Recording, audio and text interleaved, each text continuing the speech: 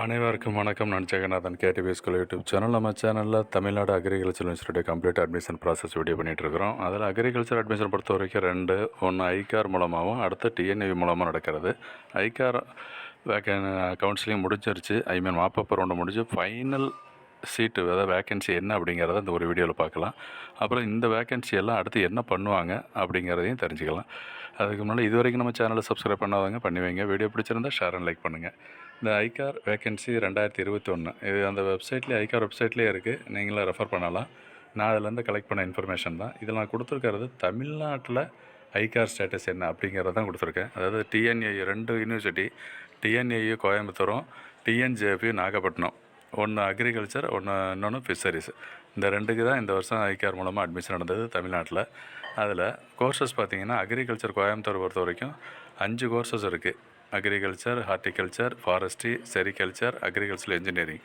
அதில் community wise என்ன வேக்கன்சின்றதை பாருங்கள். பிஎஸ்சி ஹானர்ஸ் அக்ரிகல்ச்சரில் எஸ்சிக்கு ஒரே ஒரு சீட்டு வேக்கன்ட் இருக்குது. எஸ்டியில் 0, ஓபிசி கிடையாது. அன்ரிசர்வில் 11 சீட்டு ஃபில் ஆகலை.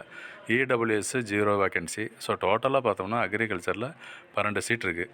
அதேமாதிரி ஹார்டிகல்ச்சரில் 8, அப்புறம் ஃபாரஸ்ட்ரி 3, செரிகல்ச்சர் 4, அக்ரிகல்ச்சர் இன்ஜினியரிங்கில் 2 சீட்டு தான் இருக்குது. இதுதான் டிஎன்ஏயூவில் ஐகார் வேக்கன்சி சீட்டு. மொத்தம் 30 சீட் இருக்குது டிஎன்ஏயூவில். அடுத்து ஃபிஷரிஸில் பொறுத்த வரைக்கும் பிஎஃப்எஸ்சி கோர்ஸு நாகப்பட்டினத்தில் இருக்கிற டிஎன்ஜேபியில் மொத்தம் 3 சீட்டு காலியாக இருக்குது.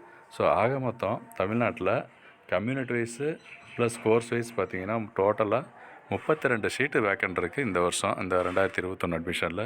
இந்த 32 சீட்டை என்ன பண்ணுவாங்க? சரண்டர் பண்ணியிருக்காங்க. டிஎன்ஏவுக்கு ப்ளஸ் டிஎன்ஜேவுக்கு சரண்டர் பண்ணிவிடுவாங்க. பண்ண பிறகு இந்த ஃபில் பண்ணுவாங்களா, இல்லை நம்ம கவுன்சிலிங் பொழுது சேர்த்துக்குவாங்களா அப்படிங்கிறது ஒரு கிளியர் இன்ஃபர்மேஷன் இல்லை. இது சம்மந்தமாக நானும் ட்ரை பண்ணிகிட்ருக்கிறேன்.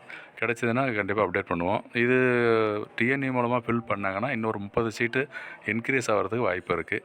அதுதான் இந்த வீடியோவில் சொல்ல வந்தது. ஸோ தொடர்ந்து வீடியோலாம் பாருங்கள். நான் அப்டேட்ஸ்லாம் தெரிஞ்சுக்கணும்.